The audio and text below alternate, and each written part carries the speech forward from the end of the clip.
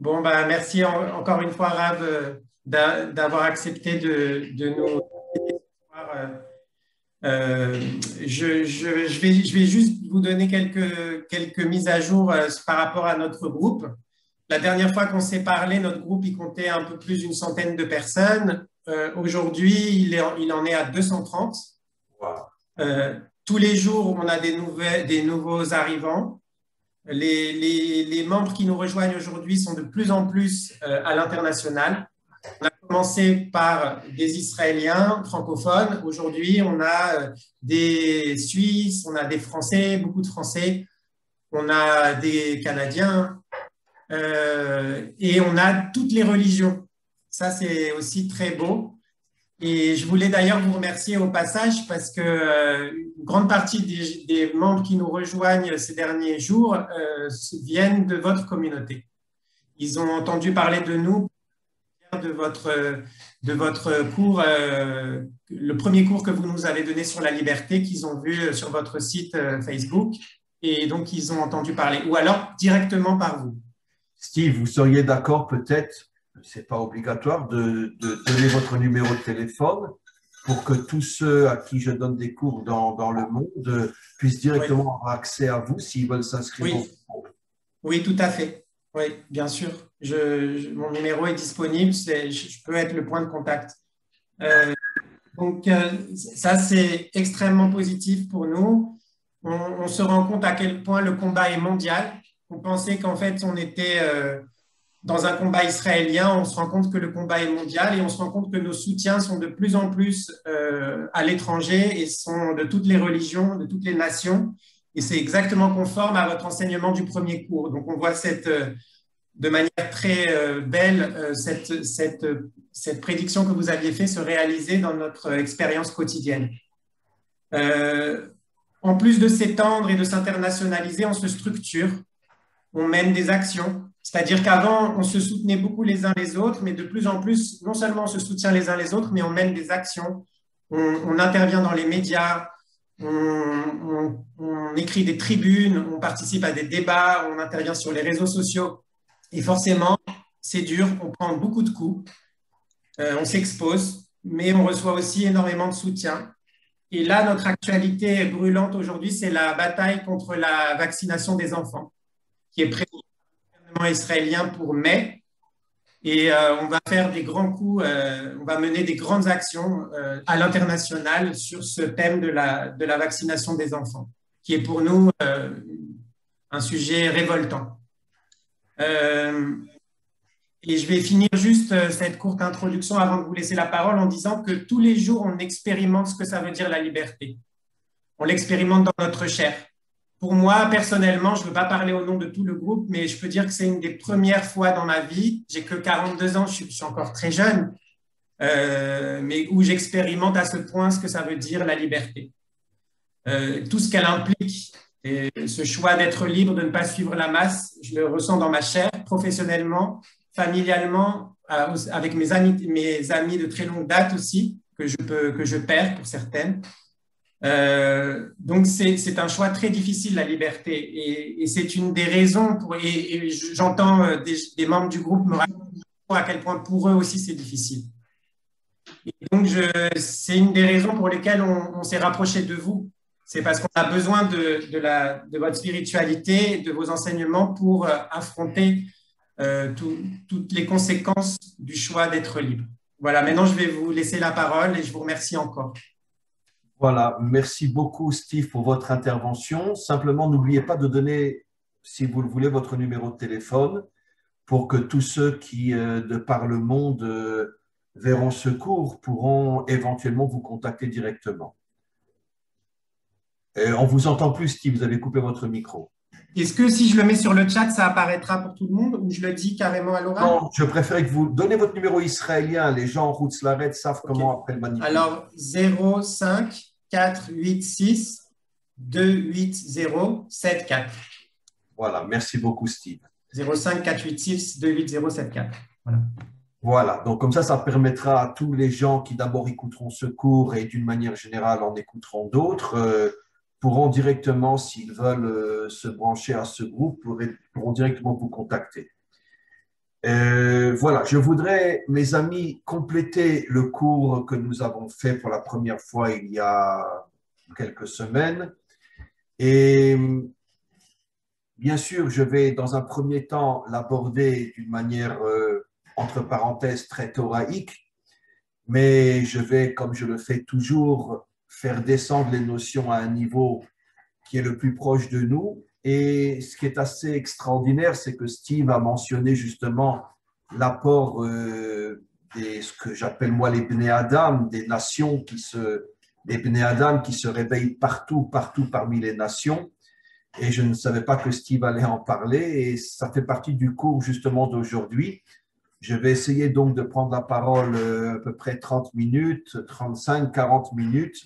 Et après, j'espère bien sûr que vous poserez des questions qui ne sont pas nécessairement liées à mon intervention, mais sur le thème en soi de la liberté. Alors, comme vous le savez, nous comptons 49 jours entre la sortie d'Égypte et le don de la Torah. La Torah elle-même est donnée le 50e jour. Je pense que la majorité d'entre vous savez, je fais juste à nouveau une petite introduction, qu'il n'y a rien de plus dangereux que de lire la Torah et de la traduire au niveau de son premier sens littéral extérieur.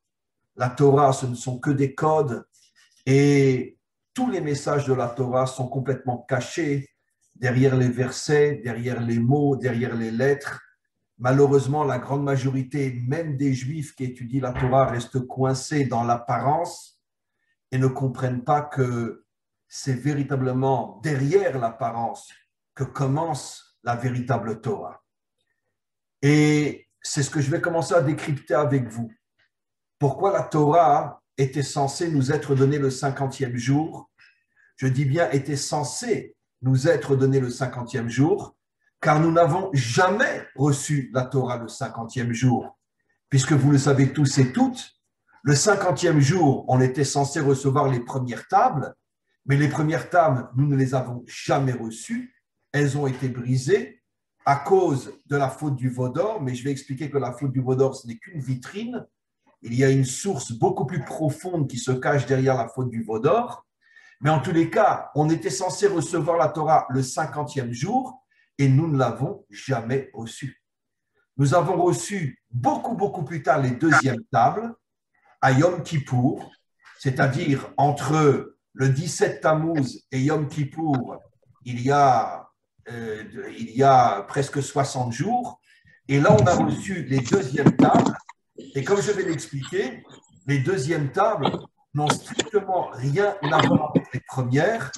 Je parle bien sûr au niveau du sens profond, au niveau des forces cachées et au niveau de l'identité juive authentique que les premières tables étaient censées nous donner et que malheureusement elles ont été brisées.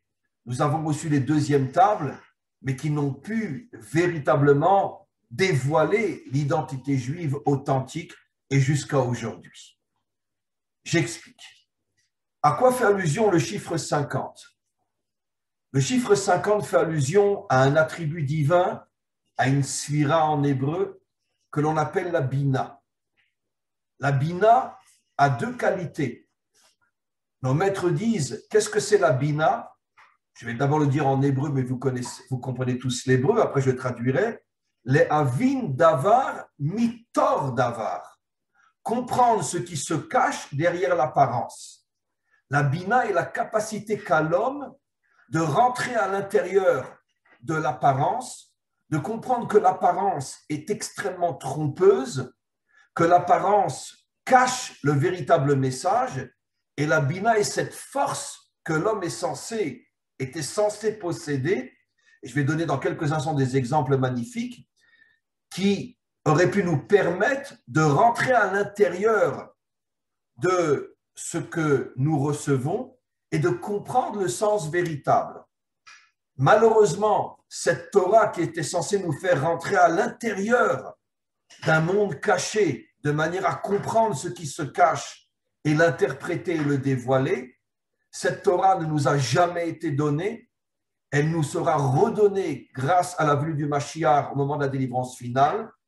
Et malheureusement, nous avons reçu une autre Torah, qui est la Torah de l'exil, la Torah du Galout, que nous avons reçue à Yom Kippour. Et cette Torah-là, elle, n'est pas du tout au niveau de la Bina. Nos maîtres disent, elle est au niveau de l'attribut qu'on appelle Tiferet, qui est un attribut magnifique, mais qui malgré tout est très différent de l'attribut de la Bina. Et je vais expliquer de la manière la plus concrète. Vous savez que le monde a été créé en 7 jours, c'est-à-dire le monde dans lequel nous vivons, le monde dirigé à nos yeux, bien sûr, par la nature et par toutes les limites que nous impose le monde matériel. Et chaque jour correspond à un attribut divin. Le premier jour, le dimanche, par rapport à l'attribut du Chesed, Avraham. Le deuxième jour, l'attribut de la Gvura, de la force, par rapport à Yitzhak. Le troisième jour, par rapport à Yaakov, l'attribut de Tiferet. Ce qui veut dire que l'attribut de Tiferet est un attribut qui fait partie des qualités qui ont permis la création de chaque jour. Ce qui veut dire que l'attribut de Tiferet appartient, est à l'intérieur de ce monde matériel. Donc l'attribut de Tiferet ne peut pas nous libérer de toutes les, on pourrait dire de toutes les forces qui nous emprisonnent à l'intérieur de ce monde. Tandis que l'attribut de la Bina est un attribut qui ne fait pas partie des 7 jours de la création, puisqu'il est du bas vers le haut, il est le 8e attribut. Le monde a été créé en 7 jours, mais l'attribut de la Bina est au-dessus du monde de la nature, au-dessus de ce monde, au-dessus de toutes les limites qui nous emprisonnent dans ce monde. Ce qui veut dire que les deux qualités de la Bina, la première, comme je l'ai expliqué, c'est qu'elle nous amène à l'intérieur de ce qui est caché afin que nous puissions le comprendre. Et la deuxième qualité de la Bina, c'est qu'elle nous permet de nous élever et de nous libérer et d'être au-dessus de toutes les limites de ce monde. Parce qu'elle dévoile en nous des forces qui sont illimitées. Au contraire, les deuxièmes tables viennent de Tiferet. Ça veut dire, même s'il s'agit de la Torah, il s'agit d'une Torah qui ne peut pas nous libérer, qui ne peut pas nous permettre de comprendre ce qui est caché. Et je vais donner des exemples très simples tout de suite. Prenons un exemple dans la Torah, qui est l'exemple de la cacheroute. On ne mange pas de lapin, on ne mange pas de cochon, on ne mange pas de porc, je préfère dire, on ne mange pas certains crustacés, on ne mange pas des poissons qui sont sans écailles, on ne mélange pas le lait et la viande. Quelqu'un peut m'expliquer pourquoi on ne mélange pas le lait et la viande? Quelqu'un peut m'expliquer pourquoi on ne mange pas de lapin? Pourtant, excusez-moi, le lapin est 1000 fois plus propre qu'un poulet. Alors pourquoi on a le droit de manger du poulet et on ne mange pas de lapin? Bon, je ne parlerai pas du porc, qui lui est très sale, mais le cheval que nous n'avons pas le droit de manger est beaucoup plus propre qu'une vache. Donc, pourquoi nous ne mangeons pas de cheval? Ça veut dire que je prends des exemples parmi 613 autres, mais personne n'est capable de comprendre le pourquoi des interdits ou le pourquoi des commandements, ce que nous devons faire. Quelqu'un peut m'expliquer pourquoi nous devons mettre les tefilines tous les jours? Personne ne le sait. Personne ne l'a jamais su. Pourquoi? Maintenant, écoutez-moi. Si nous avions reçu les premières tables, nous aurions mérité de dévoiler en nous l'attribut de la Bina, c'est-à-dire le Avin Davar Mitor Davar. Nous aurions compris le sens caché de toutes les lois de la Torah. Je vais vous donner un exemple et vous allez comprendre. Apparemment, quelqu'un pourrait se poser la question, mais attends, mais la Torah, ça ne peut pas être la liberté.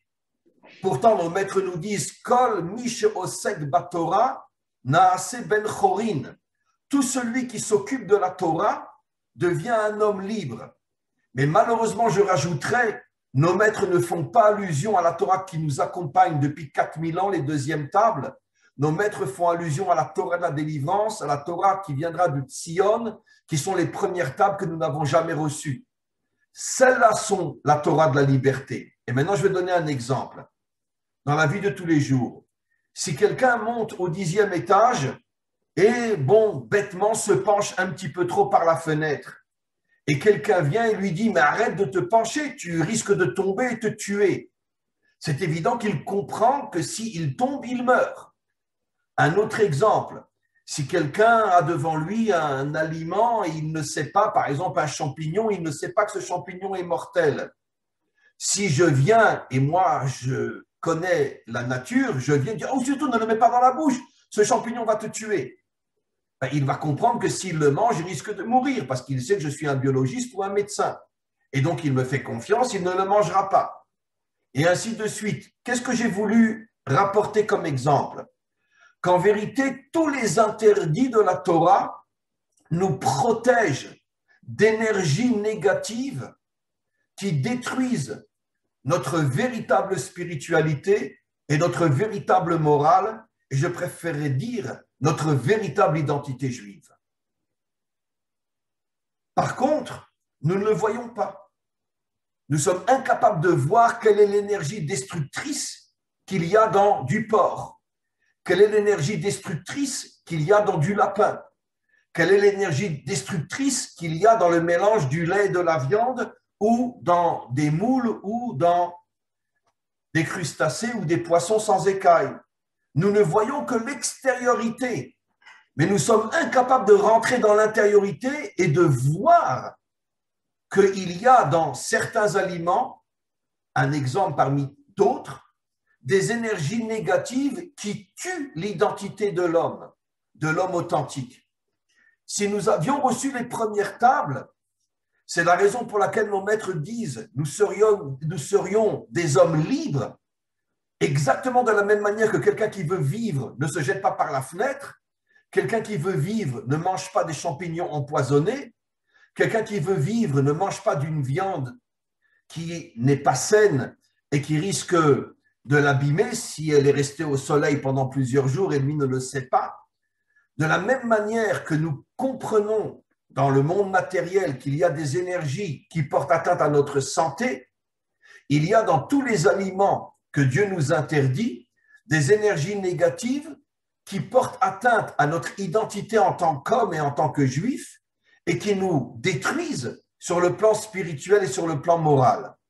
C'est-à-dire que j'oserais presque dire, et je ne me gênerai pas à le dire, un juif qui est né de mère juive mais qui ne mange pas cachère n'a rien, n'a strictement rien, n'a absolument rien de juif en lui. Faire des calottes.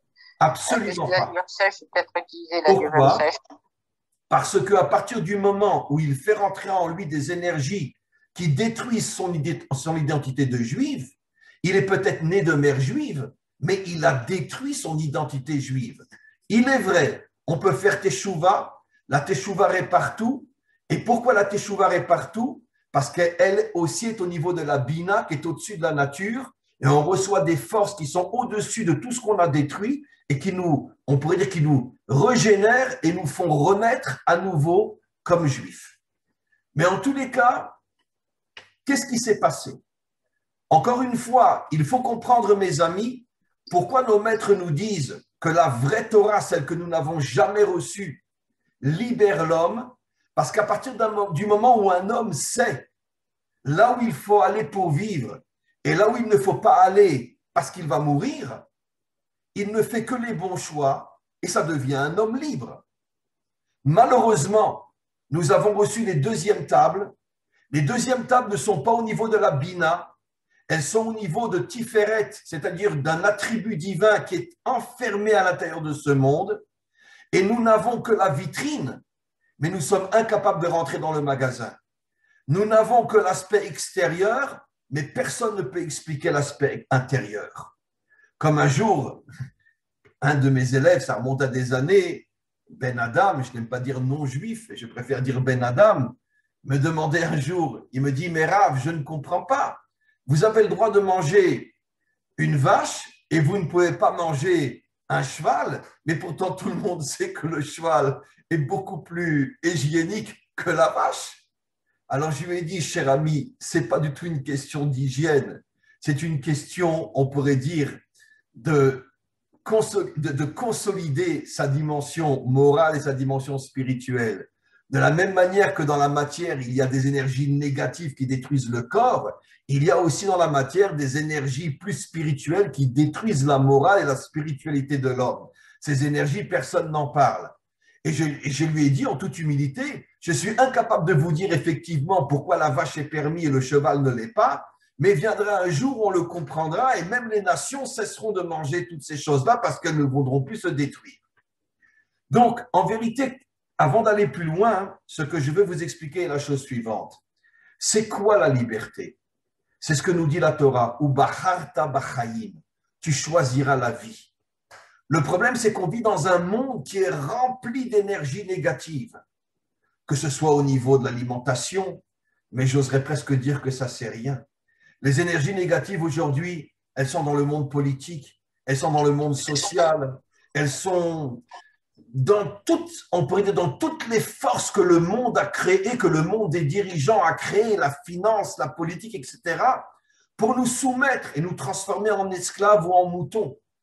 Et on est constamment soumis à des énergies extrêmement négatives qui sont préparées depuis des décennies ou depuis des années, parce que, sachez une chose, mes amis, c'est que tous les dirigeants prennent des cours pratiquement tous les jours avant de devenir dirigeants et de temps en temps, une fois qu'ils le sont, pour comprendre la nature humaine, quelles sont ses faiblesses, et on leur apprend comment agir de manière à toucher les faiblesses de l'homme afin de l'affaiblir et de le transformer petit à petit en mouton et de lui faire perdre sa liberté. Tous les dirigeants, dans tous les pays, y compris dans le nôtre, ne cherchent qu'une seule chose, nous transformer en moutons, nous transformer en esclaves, avec des nuances selon la gauche, la droite, l'extrême gauche, l'extrême droite. Mais globalement, je ne reviens pas sur ce que j'ai dit. Il n'y a pas un dirigeant au monde, y compris dans notre pays, qui ne cherche pas à nous soumettre et à faire de nous des gentils monsieur et madame qui baissent la tête et qui disent oui à tout ce qu'on leur demande de faire. Et malheureusement, en Israël, je crois qu'aujourd'hui, on est le modèle de la moutonnerie plus que dans n'importe quel pays au monde. Et j'avoue, franchement, ça fait 30 ans que je suis en Israël, enfin, je suis rentré dans ma 30e année que je suis en Israël. J'avoue franchement que j'ai pris un choc et j'ai encore du mal à me relever et à m'en remettre. Quand j'ai compris ces derniers temps tout ce qui se passe dans ce pays, j'ai dit, mais où est mon peuple? Où est la force d'Israël? Où est l'esprit guerrier d'Israël? Mais comment c'est possible qu'on est devenu le cobaye du monde et que les nations nous regardent avec des yeux inimaginables et ils se foutent de nous? Et je suis en contact avec des milliers, des dizaines de milliers de non-juifs dans le monde et je vous dis, ils ont honte de nous. Mais comment vous êtes devenus à ce point un peuple de moutons? Parce que le dirigeant a dit, et ça y est, tout le monde s'en va. Encore une fois, je ne parle pas en tant que tel du vaccin, s'il est bon ou pas. Je vous avouerai, c'est même pas ça qui m'intéresse. Ce qui m'intéresse, c'est mais comment en quelques mois, on peut courir et finalement accepter de rentrer dans un système que personne d'entre nous n'a vérifié pour savoir s'il est bon ou non. Comment Israël a pu tomber à ce point? C'est quelque chose d'incroyable. Mais sachez, mes amis, que tous les dirigeants sont éduqués pour toucher la dimension fragile de l'homme et savoir, avec leurs beaux discours, comment nous faire tomber. C'est pour ça que la Torah nous donne quantité d'interdictions à tous les niveaux, même sur le plan social, même sur le plan politique, sur le plan économique, parce que la Torah sait que si nous faisons le mauvais choix, nous faisons rentrer dans l'homme en tant qu'individu et dans les peuples en tant que nation des énergies qui vont nous détruire. Et c'est exactement ce que veulent les dirigeants, nous transformer en moutons, nous transformer en esclaves. La Torah était censée nous protéger et nous donner la vraie liberté.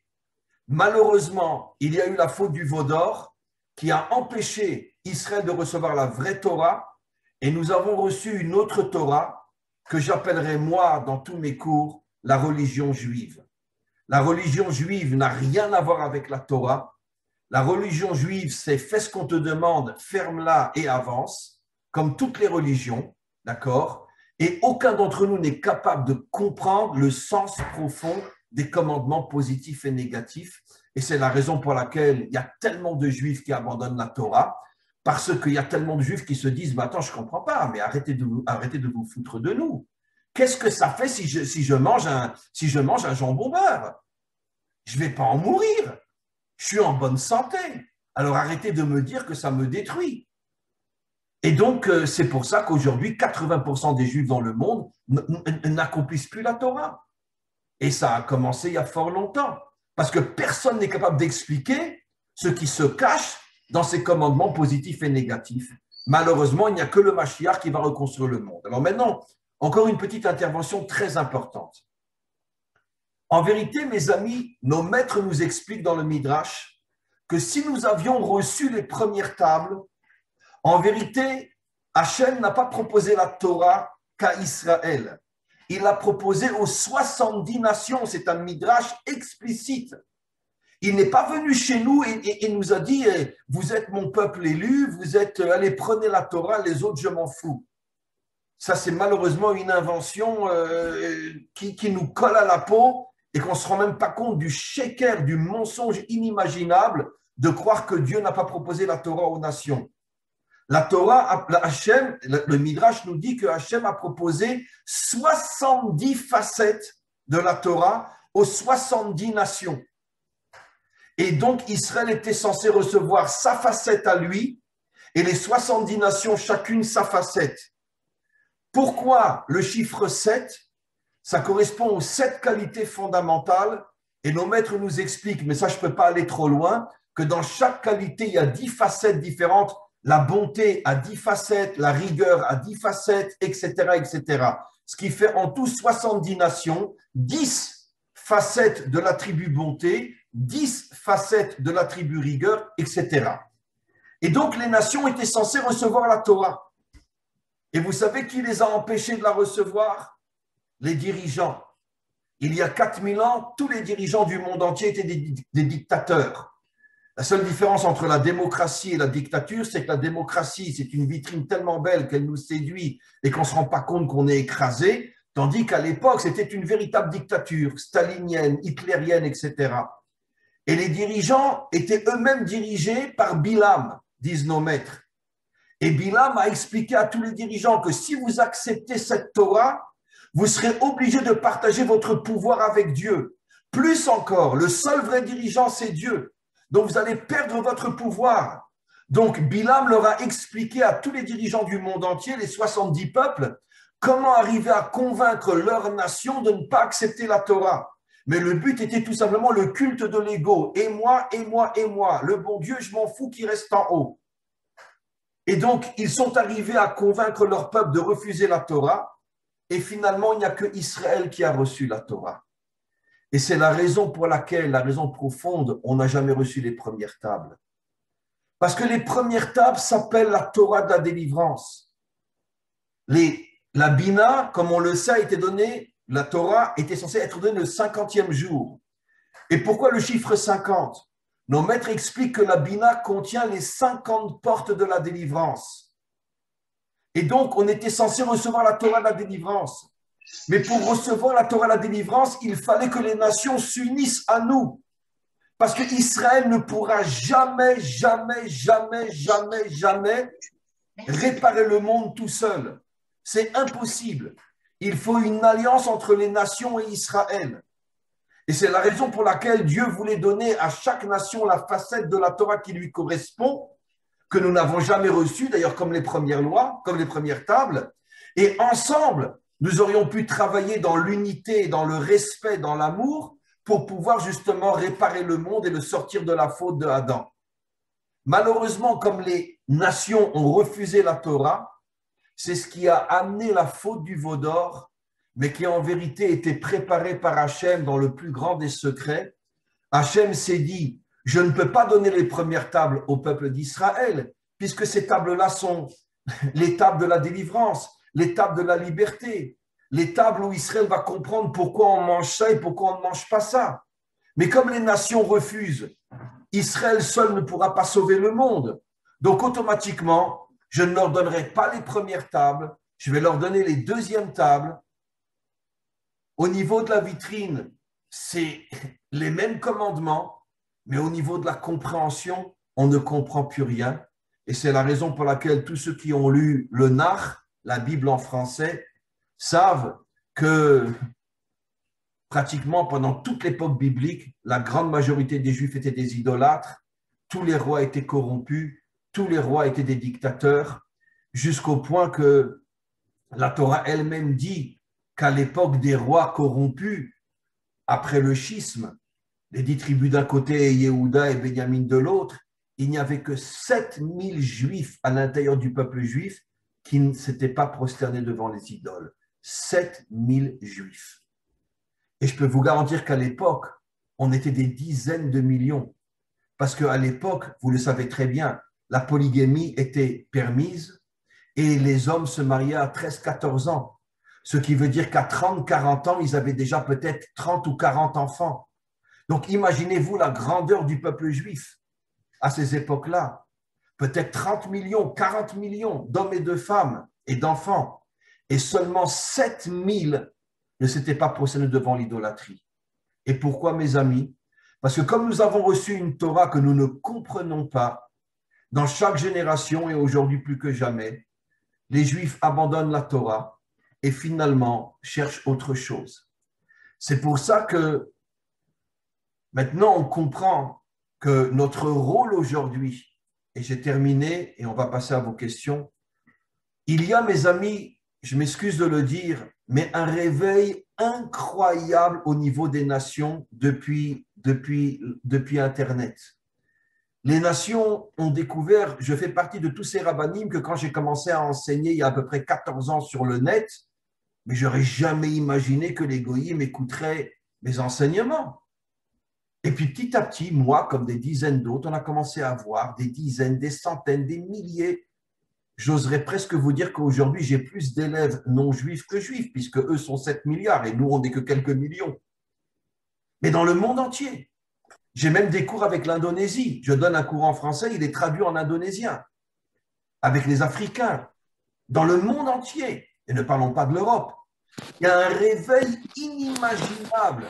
Les nations aujourd'hui veulent, elles ont compris qu'on leur a menti pendant des millénaires. Les Salioupins, la Sale Torah, ils ont tué Jésus, etc. Et les nations se réveillent aujourd'hui et elles comprennent qu'on leur a menti pendant des millénaires. Et lorsqu'elles entendent un cours de Torah, ils deviennent fous, ils disent mais c'est pas possible, quoi, c'est ça Israël, c'est ça la Torah. Vous savez combien de milliers d'hommes et de femmes ont abandonné le christianisme, pas forcément pour se convertir.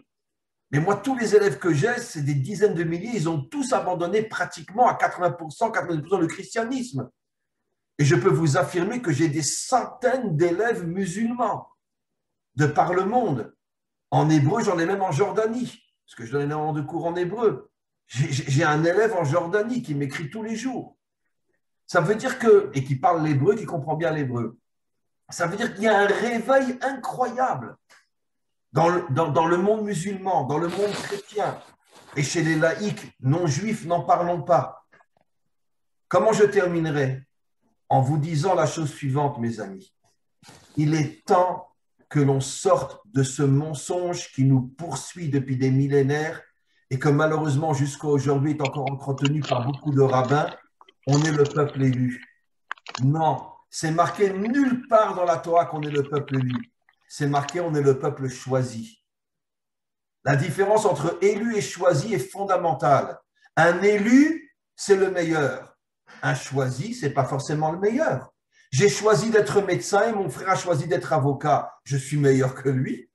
Lui est avocat et moi, je suis médecin. J'ai choisi de vivre à Jérusalem et toi, tu as choisi de vivre à Ranana. Je suis meilleur que toi? Pas du tout. Nous sommes, dit la Torah, Amanifrar, le peuple choisi.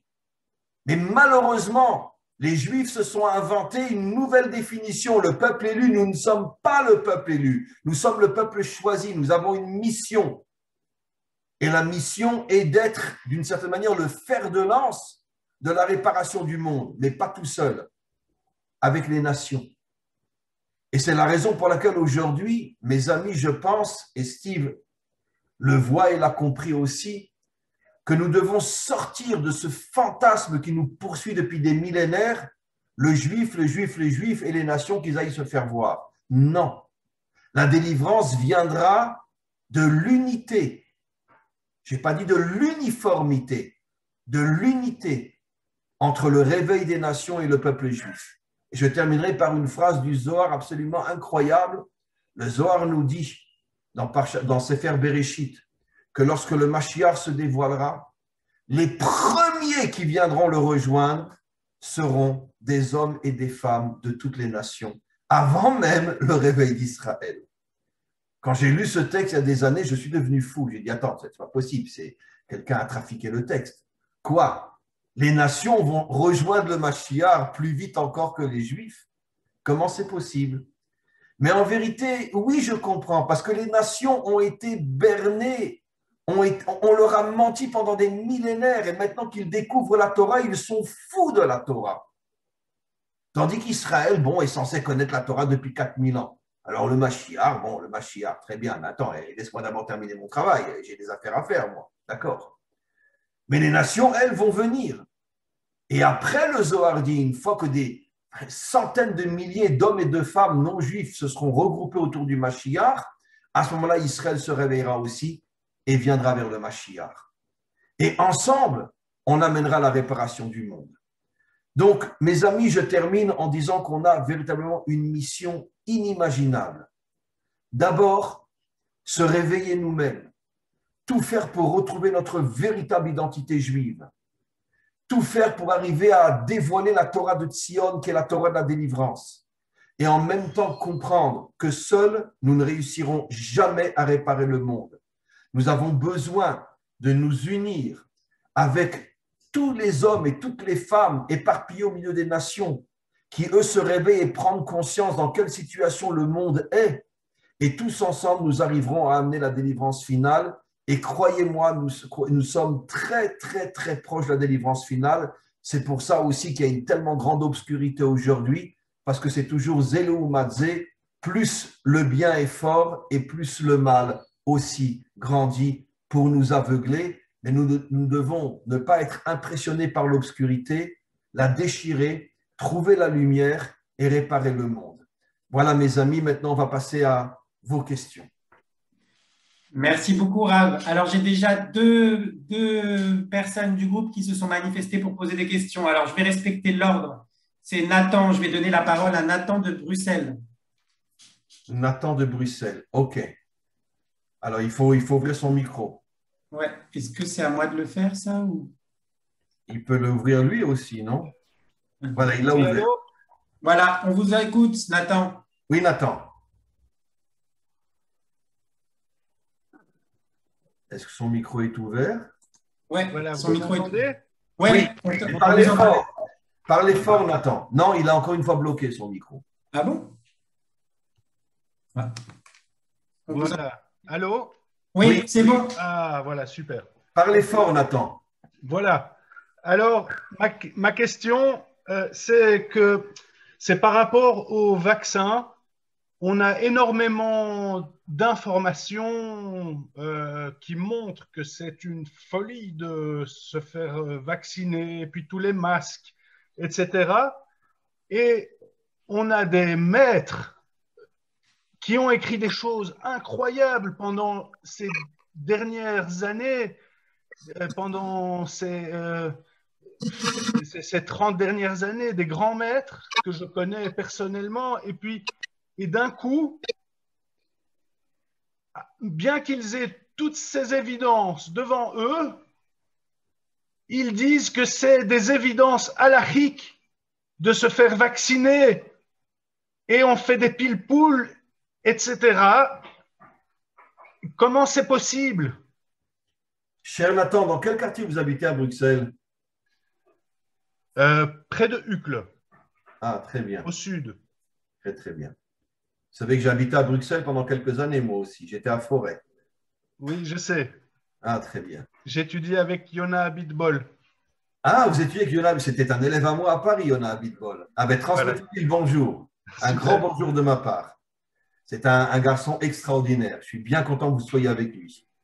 Moi aussi. Et écoutez, vous nous faites, particulièrement moi, mais tous rentrer dans un champ de mine. Et j'ai peur de mettre le pied sur une mine et qu'on va tous exploser.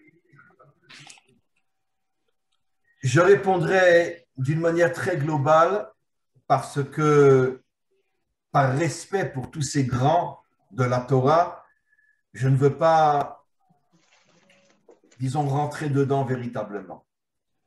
Je dirais que tout celui qui vérifie vos propos s'apercevra que 99% de ceux qui ont dit qu'il fallait se vacciner et que si on ne se vaccine pas, on va contre la Torah, ils avaient tous un intérêt, soit financier, soit une idéologie. Les premiers qui ont dit qu'il fallait se faire vacciner et que si on ne le fait pas, on va contre la Torah, sont tous les rabbinim du monde d'Ati-Leumi. Comprenez bien ce que je vais dire. Je ne suis pas Haridi, je ne suis pas d'Ati-Leumi, je ne suis pas Chiloni, j'essaye d'être juif. Donc je refuse d'appartenir à quelque catégorie que ce soit.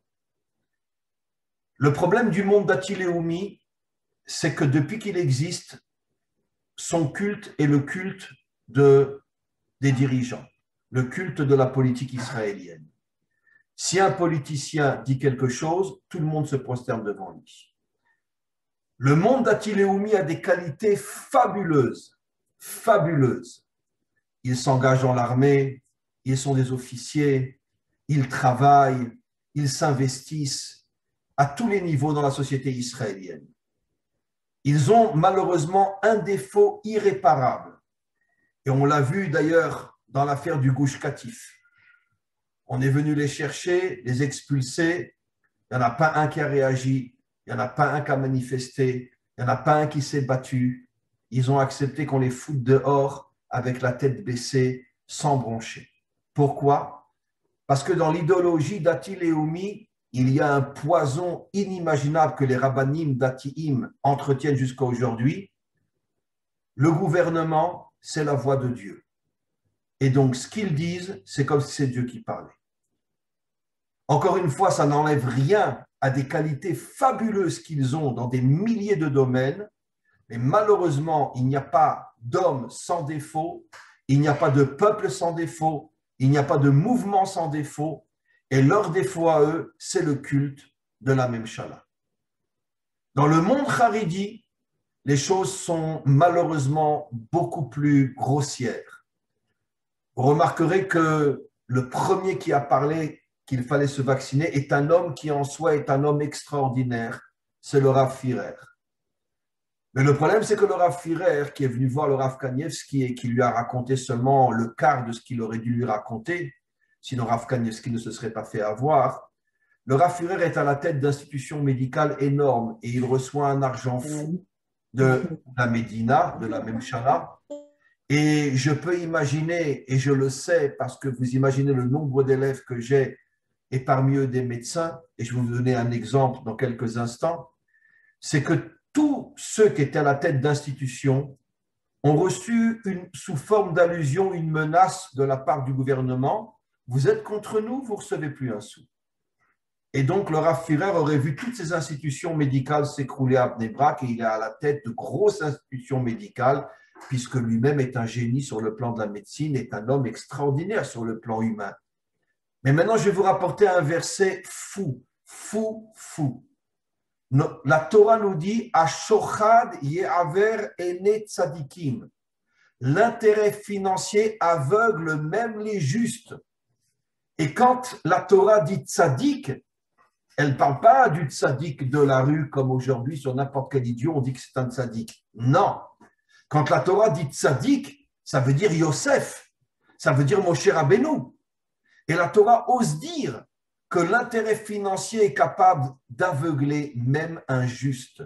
Ce n'est pas moi qui le dis, c'est la Torah. Et vous remarquerez que tous les rabbanim, charidim, maintenant je ne parle plus des datiim, qui ont dit qu'il fallait se faire vacciner, sont tous à la tête de grosses institutions avec des centaines d'élèves et ils ont tous reçu une allusion. Vous êtes contre nous, il n'y a plus de sous. Et donc vous vous écroulez. Ça les a aveuglés et ils sont rentrés dans le système. Il y a des centaines de rabbanim, pas chez les datiim malheureusement, mais chez les charidim, qui eux sont contre le vaccin, et ce sont tous des gens qui sont à la tête de toutes petites institutions, même si ce sont de grands personnages, mais ils n'ont pas, on pourrait dire, besoin de centaines de milliers de shekels tous les mois pour tenir leurs institutions, et eux sont contre le vaccin. Et donc, on est dans une situation très claire, cher ami. L'intérêt financier ou l'intérêt idéologique, comme chez les datiim, les umiim, aveugle l'homme. Et c'est pour ça que la majorité des rabbins qui avaient un intérêt financier ou qui avaient une idéologie mensongère dans le domaine du culte du gouvernement, nous ont tous fait croire qu'on allait aller contre la Torah si on ne se faisait pas vacciner. Ils nous mentent tous. D'ailleurs, aucun d'entre eux ne sait exactement comment ce vaccin fonctionne. Ce ne sont pas des médecins. Et je terminerai la réponse à votre question en disant tout simplement, cher Nathan, depuis quand un rabbin se mêle de médecine? Un médecin va se mêler du droit, un avocat va se mêler de médecine, mais pour qui ils se prennent? On n'est plus à l'époque du Rambam qui était en même temps un géant dans la Torah et un géant dans la médecine. Aujourd'hui, reconnaissons les faits. Nos grands rabbinim n'ont aucune connaissance dans la médecine. Alors, pour qui ils se prennent? Pour oser dire, celui qui ne se vaccine pas va contre la Torah. Pour qui ils se prennent? C'est que tout simplement, ils sont aveuglés par l'argent ou par l'idéologie qui s'est infiltrée à l'intérieur du monde d'Atiléoui. Voilà, cher ami. Alors, maintenant, je voudrais juste rajouter une chose. Je voudrais juste rajouter une chose, Nathan. En ce qui me concerne, bien sûr, je ne me suis pas vacciné et autant que Hachem me donnera des forces, je ne me vaccinerai jamais. Mais je rajoute en toute sincérité, moi, je ne me prononce pas pour ou contre le vaccin. Vous savez combien de centaines de demandes j'ai reçues sur mon WhatsApp, j'ai des milliers d'inscrits sur mon WhatsApp, les gens m'ont demandé, Rav, je me vaccine ou pas? J'ai répondu, écoutez, qui je suis pour vous répondre? Moi, je n'y connais rien sur ce vaccin. Moi, je ne me vaccine pas. Vous voulez vous vacciner? Vaccinez-vous. Je vous dirai, cher Nathan, que tous mes enfants, pratiquement sauf un, sont mariés. Ils se sont tous vaccinés. Pourquoi? Ben, ils n'avaient pas le choix. Parce que sinon, on les foutait dehors du travail. Parce que vous savez tous que la pression du gouvernement, elle est extraordinaire. Et donc, mes enfants n'avaient pas le choix. Parce qu'ils ont besoin de nourrir leurs femmes et leurs enfants. Ils se sont tous fait vacciner car ils travaillent tous dans des sociétés où il y a du monde, la majorité est vaccinée. Un jour, le patron leur a dit, tu ne te vaccines pas, reste à la maison. Eh bien, ils ont été obligés de se vacciner. Ça veut dire que les pressions sont très, très, très, très, très fortes, qui fait que tout le monde s'écroule. C'est pour ça que qui je suis moi pour dire à quelqu'un ne te vaccine pas?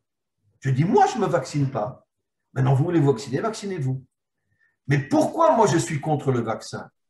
Parce que toute ma vie, j'ai eu une vérité qui a été la lumière qui m'a fait avancer dans la vie. Je refuse de suivre la majorité, je refuse d'être un mouton.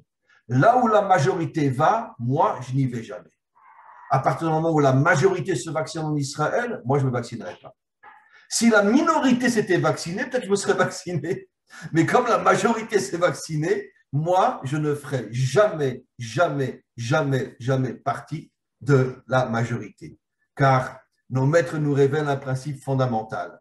Le mensonge est toujours du côté de la majorité et la vérité est toujours du côté de ceux qui sont seuls et qui sont méprisés par la majorité. Voilà, cher ami. Y a-t-il d'autres questions? Alors, il y a Sion, Daniela et Pat qui ont des questions, mais je vais quand même dire un mot sur les pressions professionnelles dont vous avez parlé. Une des raisons d'être de notre groupe, c'est justement de protéger les personnes de ces pressions. Et on a parmi nous des avocats et on s'est rendu compte que très souvent, même pratiquement 100% des cas, quand on envoie une lettre d'avocat aux personnes qui font des pressions, tout de suite, ils reculent parce que ces pressions ne sont pas légales. Il y a en fait une sorte un chantage dans toutes les strates de la société israélienne à la vaccination. Ce chantage n'a pas de base légale. Il n'y a pas de loi en Israël qui autorise un patron à obliger un employé à se vacciner ou même à se tester tous les 2 jours, par exemple. Et dès on les met devant la loi, devant leur responsabilité légale, là, les personnes qui font ce type de pression reculent. Donc, peut-être vous voulez réagir à ce que je viens de dire, Rav. Non, c'est magnifique, mais par contre, ça, c'est une chose que vous devez diffuser au maximum. Moi, je ne le savais pas, ça. Je viens de l'entendre maintenant de votre bouche. Je pense que 99% des Israéliens ne sont pas au courant que des avocats peuvent faire renoncer à un patron son envie de jeter un employé qui ne s'est pas vacciné. La preuve, c'est qu'encore une fois, tous mes enfants se sont vaccinés parce qu'ils étaient devant le choix où ils se retrouvent au chômage, où ils se vaccinent. Ça s'appelle de la discrimination. Donc, il y a pas, ça n'existe pas, c'est de la discrimination. C'est comme s'il y a quelqu'un qui a une personne de couleur ou que lui, il a les yeux bleus, alors il ne travaille pas. Ça n'existe pas. Donc, en fait, c'est… C'est ce que dit Steve. Ces lois-là sont complètement illégales. Et malheureusement, personne ne se révolte contre ces lois. Voilà. Et le fait que vous avez monté une association avec des avocats, c'est quelque chose qui devrait grandir et peut-être être en première ligne du combat contre toutes ces pressions injustes qu'ils exercent sur la population israélienne. C'est ça. En réalité, on a créé un système quasiment de Far West, encouragé par l'État, qui consiste à stigmatiser et mettre la pression sur les personnes non vaccinées jusqu'à ce qu'elles se vaccinent, mais ce système de Far West n'a pas de base légale. Les gens s'y prêtent et le font de façon presque volontaire et peut-être même enthousiaste, mais quand on les met devant des lois, les lois, et là, ils reculent. Donc, en fait, c'était important pour moi de le dire parce que voilà, on n'est pas vraiment obligé de se vacciner et on a toujours notre liberté. Et peut-être, d'ailleurs, il y a les avocats qui sont tapis, cachés dans l'ombre dans ce groupe et qui voudraient peut-être s'exprimer maintenant. Je ne sais pas. Je lance la… Vous connaissez cette histoire, Steve? Il y a quelques semaines ou quelques mois, un grand professeur de médecine en Israël, je crois, à Haïfa, a émis un avis à l'encontre du vaccin. Oui. On lui a retiré même sa carte. Ça veut dire qu'il n'est même plus médecin aujourd'hui. Ça veut dire qu'on a agi d'une manière mais complètement anti-loi à son égard. Ça veut dire qu'il a parlé, on lui a retiré sa carte de médecin, tous ses diplômes, etc. Donc, vous comprenez maintenant pourquoi tous les médecins, à 99%, ils sont dans le système. Parce qu'ils ne veulent pas se retrouver au chômage. C'est évident. Alors, maintenant, je vais passer la parole à Sion, parce qu'il a demandé la parole. Qui c'est Sion? Où il est? Au revoir. Je suis là. Ah, très bien, Sion, oui. Bonsoir. Bonsoir, Rav. Bonsoir tout le monde.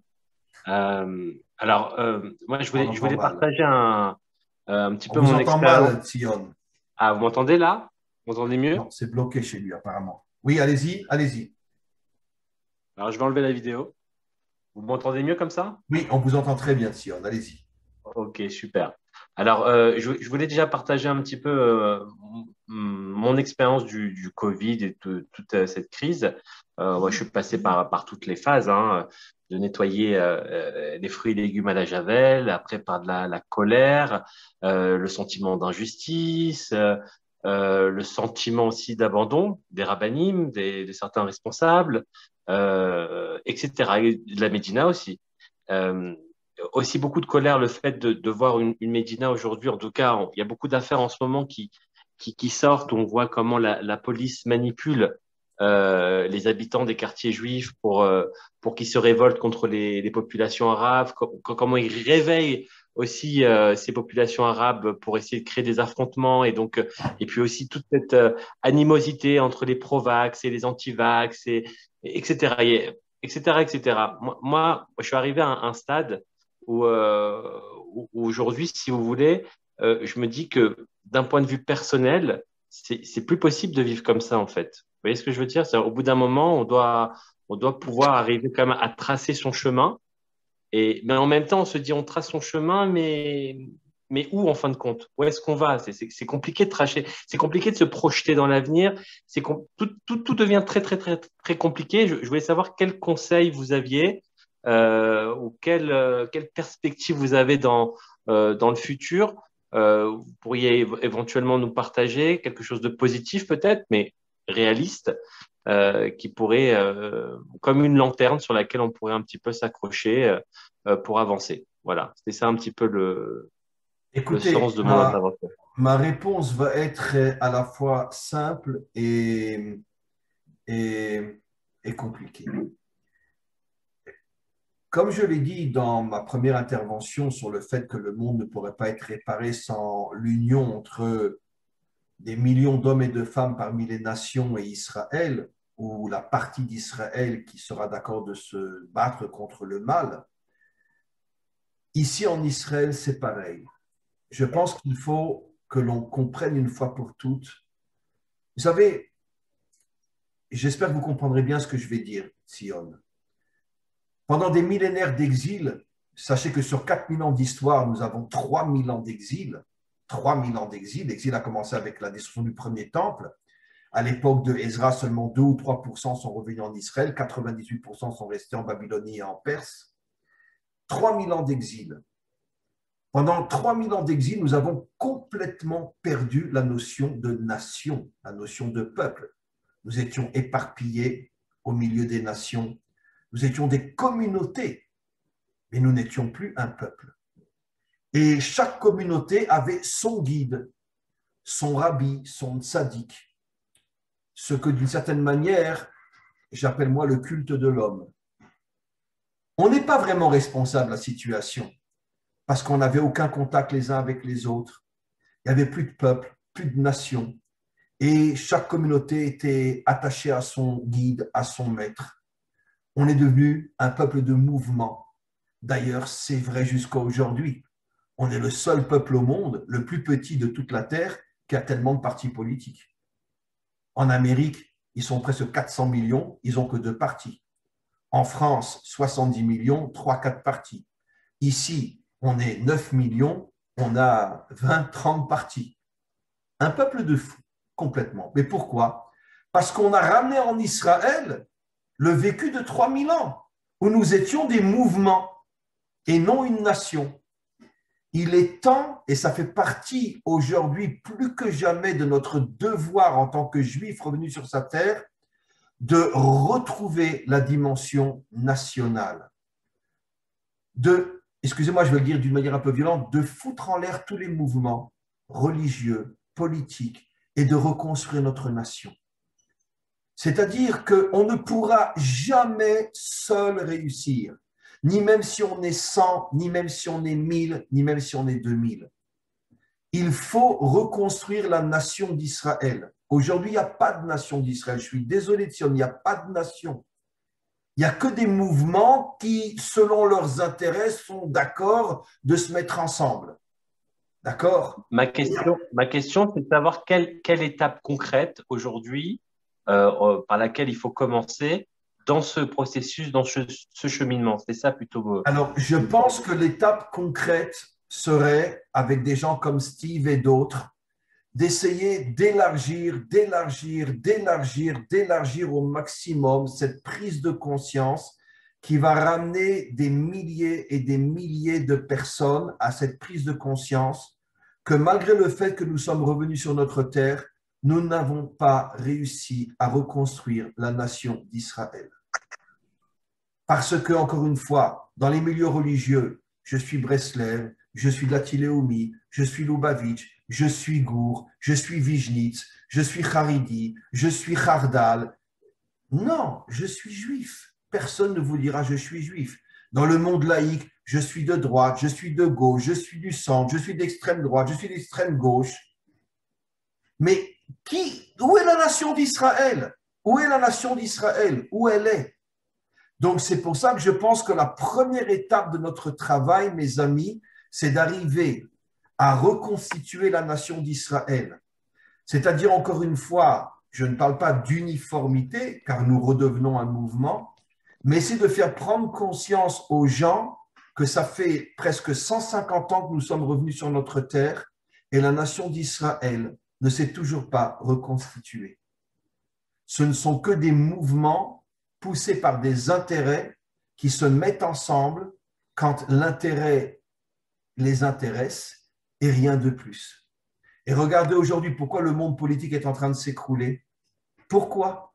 Parce que le culte de l'ego est devenu tellement fort que même les mouvements ne sont plus prêts à se mettre ensemble parce que c'est le et moi, et moi, et moi. Je pense qu'aujourd'hui, on a vraiment l'image de 9 millions de Juifs sur leur terre, mais la nation d'Israël ne s'est pas encore reconstituée. Vous savez, j'oserais presque dire, c'est très prétentieux, très orgueilleux et très français ce que je vais dire. Mais le rabbi de Lubavitch avait dit en son temps que la délivrance viendra de France. Et en vérité, ce n'est pas lui qui l'avait inventé, c'est tout simplement le prophète Obadiah, que nous lisons dans une haftara. À la fin du prophète Obadiah, il dit, quand les Juifs reviendront de Tsarfat, Ve'aïta Hashem Amloucha, la royauté sera redonnée à Dieu. Tous les commentaires expliquent que Tsarfat fait allusion à France. Et c'est de là que le rabbi avait dit que la délivrance viendrait de France. Je pense que de la même manière que la Révolution française et que d'une manière générale, toutes les révolutions sont toujours dans tous les domaines passés par la France, je pense que le public francophone israélien a un rôle énorme, énorme, énorme à jouer dans ce réveil de la conscience nationale d'Israël. Peut-être que ça passera par nous. Peut-être que c'est à nous d'être le moteur, la matrice de cette prise de conscience. Je sais par expérience personnelle, puisque j'enseigne énormément en hébreu aussi, j'ai des milliers d'élèves israéliens qui me suivent, et je sais que avec les échanges que j'ai avec eux, ils commencent à avoir un respect et une considération énorme pour la mentalité francophone. Ils comprennent que le francophone a, on pourrait dire dans sa nature, une force révolutionnaire. Et ça les attire de plus en plus. Et ils recherchent ça de plus en plus.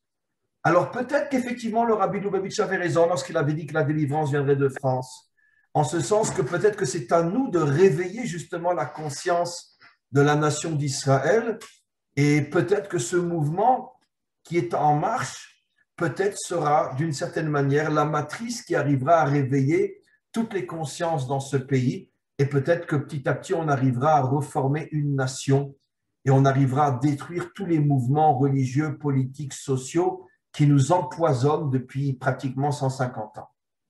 Voilà. Je n'ai pas une réponse très précise à votre question de Sion, mais je pense qu'il faut renforcer le groupe dans lequel nous sommes de plus en plus, demander à Steve de donner 30 heures de son temps à construire ce mouvement.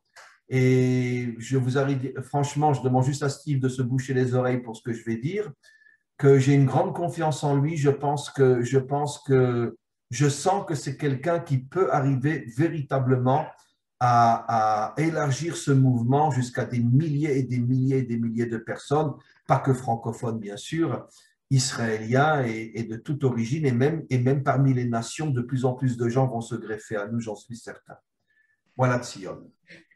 Alors, comme je me suis bouché les oreilles, je ne vais pas réagir à ce qui vient d'être dit. Mais par contre, je vais relayer la question de Daniela qui ne veut pas s'exprimer parce qu'elle a un peu, je ne sais pas, elle ne veut pas choquer, mais qui me demande de relayer sa question. Elle dit que tout à l'heure, vous avez évoqué le fait que le Mashiach sera d'abord reconnu par les nations avant d'être reconnu par le peuple juif lui-même.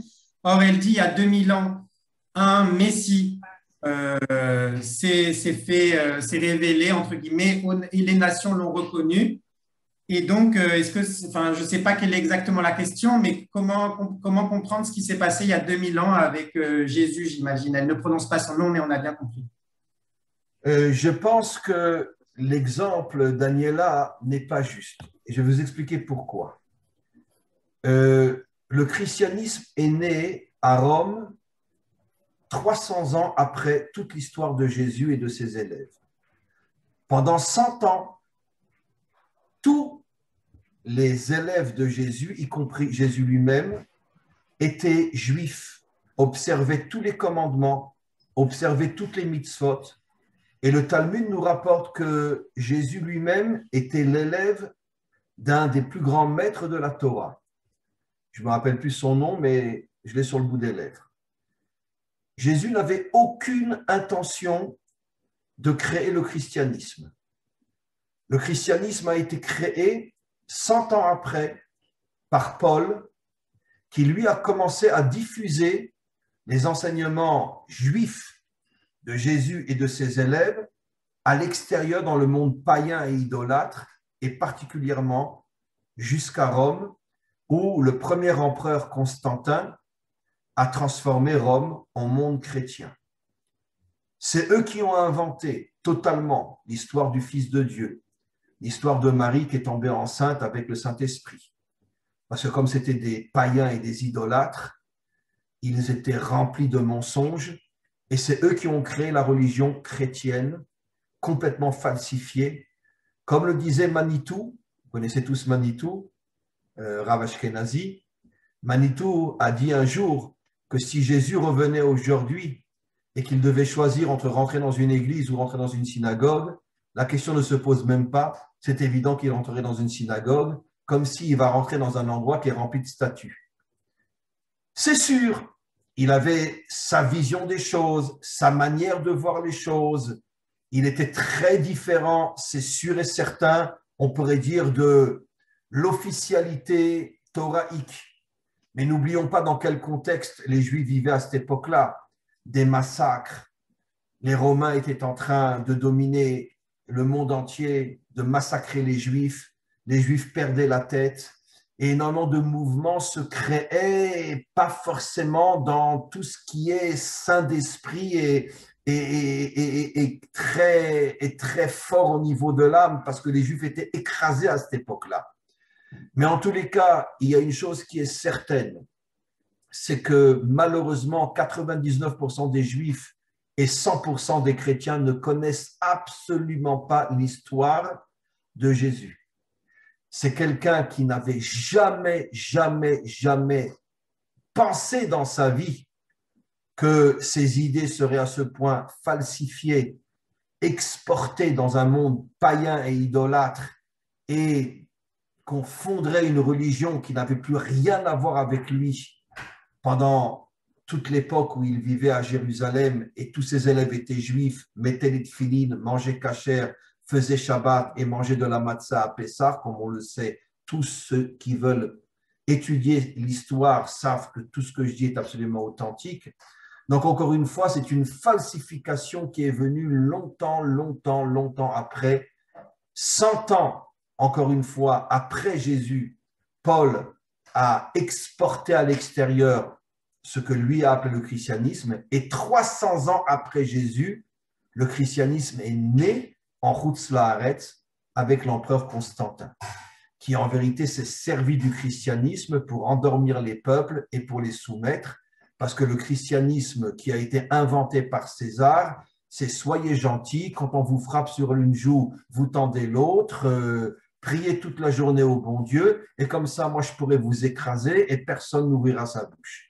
Comme je dis toujours dans mes cours, les religions ont été inventées par les dictateurs pour soumettre les nations. La religion est le plus grand poison jamais inventé sur Terre. Un autre l'a dit bien avant moi, Marx, la religion, c'est l'opium des peuples. La religion est la plus grande pourriture qui existe dans le monde. Elle a été inventée par les dictateurs pour affaiblir les peuples, pour les enfermer dans une illusion, dans un fantasme spirituel qui fait que la majorité est à l'église ou est à la synagogue et eux peuvent continuer à s'en mettre plein les poches, à faire toute leur corruption et personne ne s'occupe d'eux parce qu'on est tous en train de dire « mais le Messie va venir et donc il ne faut pas s'inquiéter, il va venir très bien ». Et en attendant, ils s'en mettent plein les poches. Donc, encore une fois, pour répondre à votre question, Daniela, ce que moi j'ai dit n'a rien à voir avec l'exemple que vous avez donné. Le Mashiach sera un juif authentique, dans le sens le plus authentique du terme. D'ailleurs, le Zohar affirme que Moshe Rabbeinu se réincarnera dans le Mashiach au niveau de sa Neshama. David Ameler se réincarnera dans le Mashiach au niveau de son Nefesh. Yosef Hatzadik se réincarnera dans le Mashiach au niveau de son Rouar. Adam Arishon se réincarnera dans le Mashiach au niveau de la Chaya. et la Yechida elle-même sera celle du Mashiach. Donc, ça sera un juif qui sera le premier depuis 3000 ans, et peut-être plus encore, à reconstruire, à redévoiler l'identité juive authentique, car aujourd'hui, excusez-moi, je vais le dire d'une manière exagérée, mais je le dis quand même, il n'y a pas de juifs dans notre peuple, de vrais juifs, il n'y en a pas. Il n'y a que des juifs appartenant à des mouvements, à des catégories. Je suis Lubavitch, je suis Breslev, je suis Dati, je suis Khardal, je suis Haridi, je suis Vijnitz, je suis Gour, je suis de droite, je suis de gauche. Cherchez un juif, il n'y en a pas dans ce pays, où ils sont presque invisibles. Donc le Mashiach va d'abord reconstruire l'identité juive. Et pourquoi le Zohar, ce n'est pas de moi, je ne me serais jamais permis, pourquoi le Zohar dit que les premiers qui vont le rejoindre seront des gens des nations? Je l'ai expliqué. Je ne sais pas si mon explication est juste, mais moi je la ressens en tant que personne qui transmet les enseignements de la Torah à des milliers de non-juifs. Je transmets ce que je ressens. Les nations sont tellement écœurées par le mensonge qu'on leur a enseigné pendant des millénaires qu'aujourd'hui, ils ont un besoin presque maladif de se coller à la Torah, plus encore qu'un juif, parce qu'ils se rendent compte à quel point on a sali la Torah, à quel point on a sali Israël, et que eux, ils n'avaient pas Internet, ils n'avaient aucun moyen de savoir si effectivement on leur dit la vérité ou non. Ils allaient le dimanche à l'église, le curé leur disait il faut tuer les sales juifs, et ben bon, ils tuaient les sales juifs, puisque c'est eux qui ont tué Jésus. Alors qu'on sait très bien que ce n'est pas les Juifs qui ont tué Jésus, c'est les Romains. Le crucifix est un supplice romain qui a été utilisé des millions de fois dans le monde entier par les Romains. Mais comment jusqu'à aujourd'hui, 99% des chrétiens imaginent que c'est les Juifs qui ont tué Jésus? Mais c'est de la folie. Mais comment qu'on peut à ce point mentir et croire à ce mensonge? C'est un supplice romain qui n'a rien à voir avec les Juifs. Alors, tous ces non-juifs qui se réveillent aujourd'hui, qui prennent conscience du mensonge incroyable qu'ils ont reçu pendant des millénaires, ils ont, j'oserais presque dire, un tel besoin de s'accrocher à la Torah qu'ils courent encore plus vite que nous. Et c'est pour ça que quand le Mashiach va se dévoiler, ils vont le rejoindre plus vite que nous. Et il ne faut pas mal le comprendre. Il faut comprendre qu'ils n'en peuvent plus de ce mensonge qui étouffe les peuples depuis des millénaires et qui nous présente, nous, comme les pires des créatures. Ils n'en peuvent plus. Et quand ils ouvrent les yeux et qu'ils entendent les enseignements des maîtres de la Torah, ça les bouleverse tellement qu'ils n'arrivent plus à vivre autrement. Voilà. Maintenant, je vais passer la parole à Pat, qui l'a demandé, et ensuite ce sera David. Voilà. Alors, qui c'est Pat? Où elle est? Où il est? Ah oui, Pat. Il faut ouvrir son micro. Allez-y, Steve, ouvrez son micro. Ah voilà, c'est bon. C'est bon. Parce qu'en fait, je n'arrivais pas à l'ouvrir. Alors,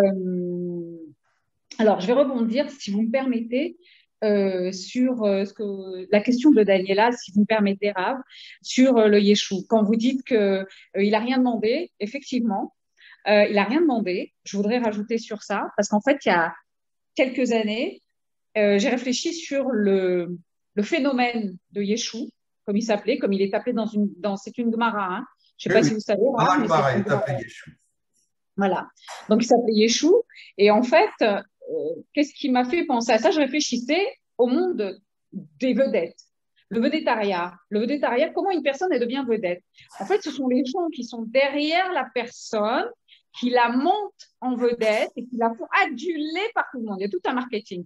Et j'ai pensé que ce Yeshua-là, en fait, c'est son entourage, parce qu'il avait des connaissances. Alors, ils l'ont monté en vedette. Et c'est devenu ce qu'il est devenu. Mais c'est pas lui, il n'a rien demandé. C'est ce que je dis, c'est ce que j'ai pensé. Et c'est pour ça que je veux rebondir là-dessus, sur ce que vous dites. Effectivement, ce Talmid Chacham, parce que c'était ce qu'il était, il n'a rien demandé. Hein. Il étudiait la Torah, etc. On est d'accord. Et en fait, son entourage, comme ils ont vu qu'il avait des connaissances puisqu'il étudiait, en fait, son entourage, à chaque fois, il disait viens donner un cours. Et tout le monde l'a adulé. Et les autres, ils ont fait le marketing. Mais après, bon, après il est mort, etc., vu ce qu'on a dit, etc., c'est vrai que aussi j'avais pensé exactement la croix, c'était un supplice romain, c'était comme la guillotine au temps du Moyen-Âge, c'était exactement pareil, ça n'avait rien du tout de chrétien puisque ça n'existait pas encore. Les gens, ils sont complètement méboulbal. Et donc ça, c'est un truc. Et je voulais aussi dire, comme par hasard, ce que je voulais dire au début, quand vous avez parlé des goïs qui se réveillent, les nations qui se réveillent, et en fait, je suis sur aussi des groupes donc de France et je vois les chrétiens. Ils commencent, il y a des gens, ils sont en train de tout, vous savez, à la suite de ce qui s'est passé au Vatican, ils sont en train de fouiller, de creuser tout ce qui est au Vatican. C'est-à-dire qu'en fait, ils sont en train de dévoiler tous les secrets du Vatican sont en train de sortir. Ils sont en train de dire que, en fait, avant, ils tuaient plein d'enfants, le christianisme, etc. Ils sont en train de, comment dire, comment on dit quand on retourne la terre, comme ça, ils sont en train de tout retourner, tout le passé. J'ai vu un article, il y en a un, il a fait un truc du premier pape, de la première papauté. La papauté, c'était avant à Avignon. Et c'était pas à Rome. Donc, la première papauté, c'est à Avignon que ça a commencé. Bref, il y a tout un développé comme ça de chaque pape, très intéressant. Et en fait, ils sont en train de creuser, ils sont en train de se rendre compte, comme vous avez dit, de l'ignominie de ces gens depuis des siècles. Absolument. Ouais. Absolument. Je voudrais pas rentrer dans les détails, mais c'est très intéressant. Vous savez peut-être que sur mon site, j'étais en relation pendant de nombreuses années avec le chef prieur de la basilique Saint-Pierre au Vatican. Vous aviez un cours avec lui, non? Avec Don Alberto, qui a fait une testimoniale imaginable quand il a découvert mes cours. C'était l'organisateur en chef de toutes les prières du Vatican. Il est rentré à l'âge de 17 ans au Vatican et il est venu me voir en Israël de nombreuses années, 4 ou 5 ans, quand il avait déjà 88, 89 ans. Bon, aujourd'hui, maintenant, il approche des 100 ans, il ne peut plus bouger. Mais en tous les cas, je ne rentrerai pas dans les détails, mais je peux vous dire que un jour, je lui ai posé la question, je lui ai dit, mais pourquoi tu n'es jamais devenu cardinal? Il parle 7-8 langues, donc il parlait très bien le français. Mais pourquoi tu n'es jamais devenu cardinal? Parce que bon, tu es chef prieur de la basilique Saint-Pierre, d'accord? Enfin, vous voyez bien sûr. Mais pourquoi pas rentrer carrément dans le monde des cardinaux? Et il m'a révélé des choses qui confirment ce que vous dites, mais je ne rentrerai pas dans les détails, sur ce qu'est le monde, l'établissement du Vatican. Et c'est pour ça que lui, qui était un vrai chrétien, en tout cas avant de découvrir mes cours, préférait rester un homme simple, un homme humble et organiser les prières à la basilique Saint-Pierre plutôt que de rentrer dans le monde, l'établissement du Vatican. Il m'a révélé des choses absolument inimaginables.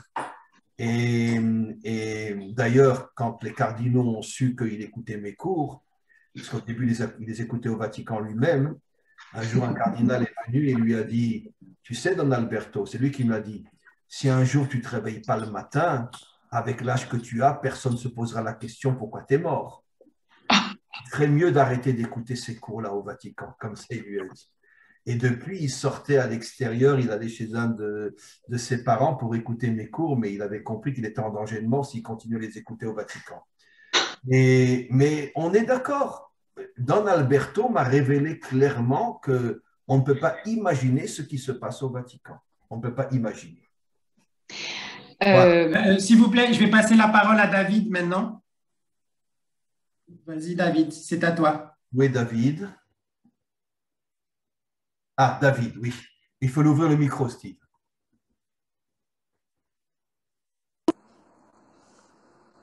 Oui, bonjour, Raïm. Oui, bonjour. Où vous habitez? Natania. Ah, Natania. Alors, on s'est peut-être vu déjà, Natania. C'est possible. Vous connaissez Natania, Raïm? Mais ma mère vit à Natania depuis 29 ans. C'est une belle ville, Natania. Elle vit à Rehov Sminansky. Ah, très bien. Un très bon pâtissier là-bas. Oui. Alors, voilà ce que je voulais ajouter, moi, parce que je vois une autre personne, je ne sais pas qui c'est. Là, vous me voyez? David, Là, vas-y. voilà, maintenant je vous vois, mais je voyais quelqu'un d'autre avant, je ne savais plus qui c'était. Vas-y, Maintenant David. je vous vois, Raïm, ouais. Là je vois Steve. Alors, allez-y. Quelle est la question? Bonjour à tous les amis. Donc, non, voilà, donc en fait, je voulais ajouter certaines petites choses. Quand vous dites, et je suis tout à fait d'accord avec vous, que le Mashiach, enfin moi j'ai une autre notion que vous, je vais peut-être parler très longtemps à vous le dire, à vous expliquer ce que je pense, c'est que la langue française, je suis d'accord avec vous, et le français, comporte 26 lettres dans l'alphabet.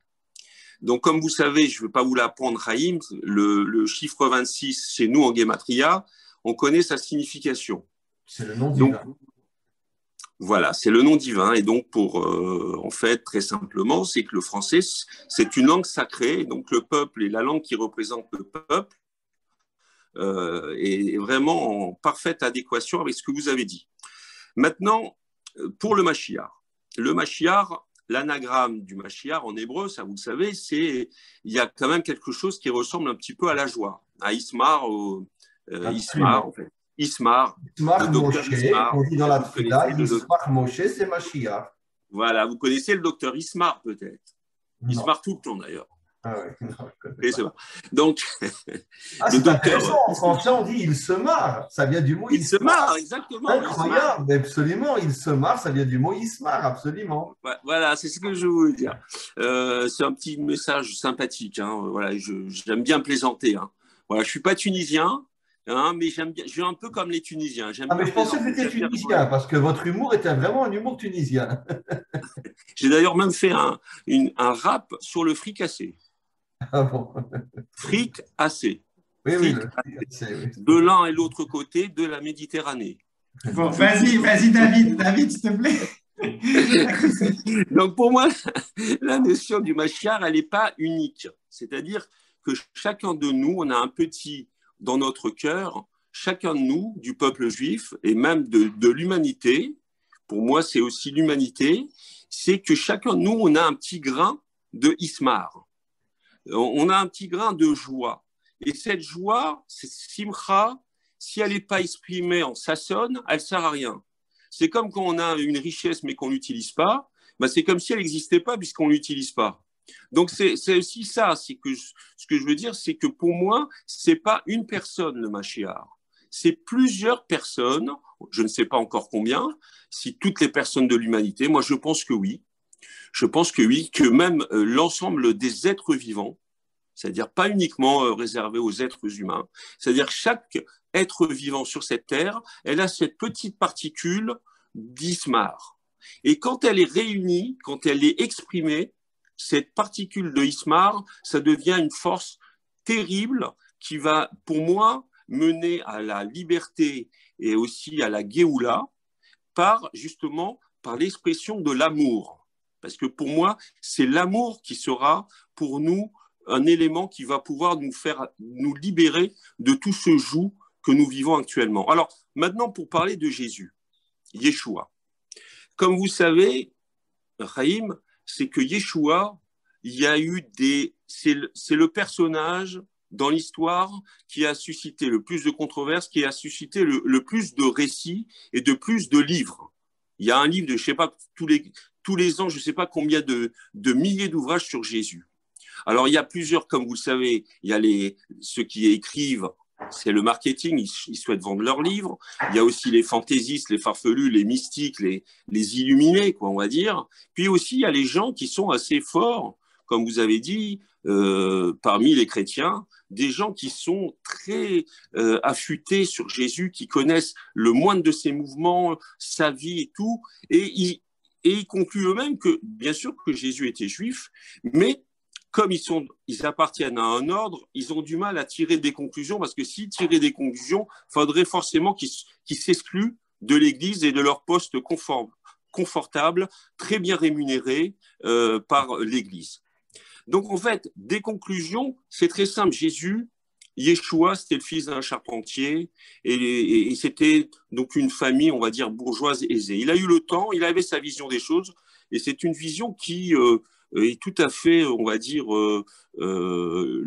pas louable, enfin, qui peut se justifier par la situation à l'époque, qui, pour moi, nous vivons actuellement une situation. C'est sûr que ces situations peuvent se ressembler, c'est pas exactement la même, mais il y avait de la corruption au temple, il y avait les marchands du temple, c'est pas péjoratif, mais il y avait du commerce, il y avait, c'était un pouvoir dans un autre pouvoir. Les Romains avaient confié le pouvoir à certains membres de la communauté, donc qui détenaient les trésors, l'argent, c'est toujours pareil, et le reste du peuple,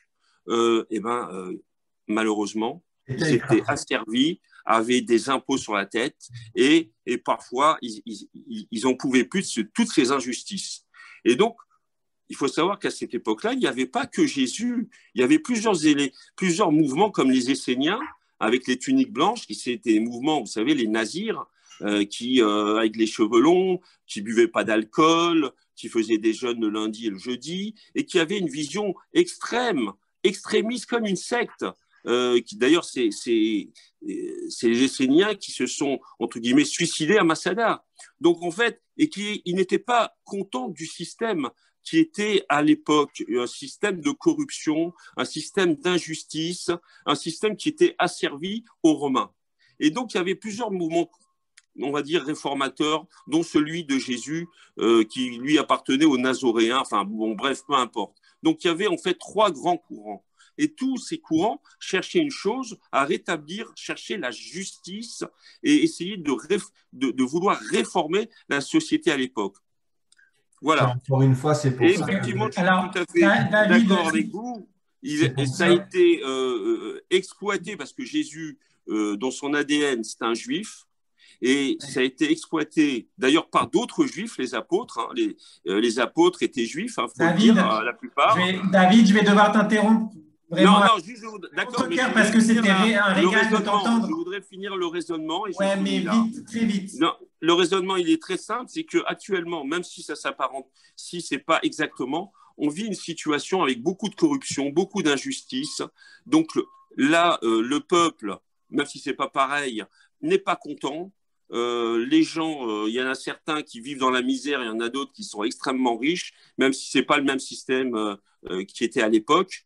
Et donc, en fait, je pense qu'on arrive à une période de l'histoire on est en fait en pleine mutation. On est en courant de mutation, on est à un début de quelque chose qui va commencer. Israël, c'est l'exemple du monde entier. C'est l'exemple du monde. Donc, les nations nous attendent au tournant, nous regardent, nous scrutent, voient ce que nous faisons. Et je suis tout à fait d'accord. Moi, je pense que ce sont les nations extérieures qui pourront dire, en fait, à leur papa, à Israël, à leur maman, voilà comment il faut faire, maman. Voilà comment il faut faire. Et c'est cette pression extérieure qui pourra faire rétablir un certain ordre ici en Israël. Voilà. Merci. Je vais redonner la parole au Rav peut-être pour réagir. Par rapport à ce que David a dit, oui. Ou peut-être je pourrais conclure aussi parce qu'il est quand même très tard. Donc, j'espère bien évidemment qu'on va programmer peut-être une autre rencontre sur un autre sujet. Et donc, très bien. Alors, je vais conclure parce qu'effectivement, il est tard et je pense qu'il ne faut pas non plus abuser de nos forces, car demain, c'est encore une grande journée avec beaucoup de travail. D'abord, je m'adresse à Steve. Selon tout ce qui a été dit, on en revient au point important que malgré tout, je partage tout à fait l'idée, je ne sais plus qui a parlé, peut-être Pat ou David, je ne me souviens plus. Il est clair que de toute façon, aucun homme sur terre ne pourra réaliser le projet divin, même le Mashiach non plus, seul il n'y arrivera pas. Il a besoin de centaines de milliers, de millions d'hommes et de femmes à ses côtés qui se battront avec lui pour réparer le monde. Mais d'un autre côté, un mouvement, je ne parle pas de mouvement dans le sens tel qu'on prend aujourd'hui, plutôt une action a besoin malgré tout de dirigeants qui s'investissent peut-être plus que les autres encore. Donc je pense que dans ce groupe qu'on est en train de créer, dans lequel chacun d'entre nous a sa part de responsabilité, on refuse d'être des moutons qui suivons un berger, mais malgré tout, il faut qu'il y ait quelques personnes qui soient à la tête de ce mouvement et qui comprennent que ça ne peut pas rester un mouvement de 150, de 200, de 300, de 400, de 1000 personnes. Il faut essayer de l'agrandir de manière à ce que ça touche des milliers et des milliers d'Israéliens. Et très certainement, si ça réussit, on sera obligé de créer des groupes où on parlera en hébreu parce que très vite, si ce groupe réussit, la majorité seront des Israéliens et non plus des francophones. Donc ça, c'est entre autres, on pourrait dire, la recommandation que je fais à Steve, entouré d'autres personnes qui l'aideront à comprendre, et j'ai le sentiment très très fort que, je ne sais pas pourquoi, mais que ce mouvement va réussir, ce groupe va réussir, il faut l'élargir au niveau de tout Israël. Maintenant, la conclusion par rapport à tout ce qui a été dit aujourd'hui, je reviendrai sur un point essentiel. Il faut absolument que nous travaillions à la reconstitution de l'identité de la nation d'Israël en nous débarrassant de toutes les catégories qui nous limitent, qui nous affaiblissent, que ce soit dans le monde religieux, dans le monde politique, dans le monde social. Il faut qu'on comprenne que toutes ces catégories qui constituent notre regroupement sur notre terre aujourd'hui sont le résultat de 3000 ans d'exil pendant lesquels nous n'étions que des communautés autour d'un leader et même revenus sur notre terre, nous n'avons pas été guéris de cette maladie de l'exil qui est en nous et sur notre terre, nous avons recommencé à reproduire les mêmes, on pourrait dire les mêmes erreurs dont on n'avait pas le choix car nous étions en exil. Mais aujourd'hui, ce sont des erreurs. On aurait dû se réveiller. Je pense que dans le monde religieux, les Admourim, les Rabbanim auraient dû dire que ça y est, il n'y a plus de Chassidé Gour, il n'y a plus de Chassidé Vijnitz, il n'y a plus de Sfaradim, il n'y a plus d'Ashkenaz, il n'y a plus de Haridim, il n'y a plus de Datiim. On va reconstruire notre nation. Malheureusement, ils ne l'ont pas fait parce que je pense qu'ils étaient prisonniers de 3000 ans d'exil et à plus forte raison dans le monde politique et dans le monde social. Mais je pense que le travail essentiel de ce groupe sera justement de réunir dans un premier temps des personnes très, très différentes venant de tous les horizons, mais en leur faisant comprendre que chacun d'entre nous a le devoir de sortir de son trou d'aiguille et de s'unir à cette dimension extraordinaire qui est le peuple d'Israël retrouvé et reconstruit. Je pense véritablement que c'est notre première mission et je crois très sincèrement qu'on va y arriver avec le temps, avec notre détermination, notre volonté. On arrivera petit à petit à reconstruire les graines de la nation d'Israël jusqu'à la nation d'Israël tout entière. Voilà mes amis, je remercie encore une fois Steve pour cette soirée et vous tous et vous toutes. On était finalement nombreux ce soir et les questions et les échanges étaient très très très forts et très importants. Et encore une fois, j'espère qu'on se retrouvera dans pas trop longtemps pour une nouvelle soirée comme celle-là avec un nouveau sujet et qu'on continuera à progresser. À tous et à toutes, une très, très, très bonne fin de semaine. Merci beaucoup. Et que l'on puisse recevoir toutes les lumières vendredi de l'Akba Omer, les lumières de Rabbi Shimon Bar Yochai. À tous et à toutes, une très, très, très bonne fin de soirée. Merci beaucoup, Rav. À très bientôt. Bonne Merci soirée. à tous. Merci à tous. Au revoir. Merci beaucoup, Rav. Merci beaucoup. Au revoir. Au revoir.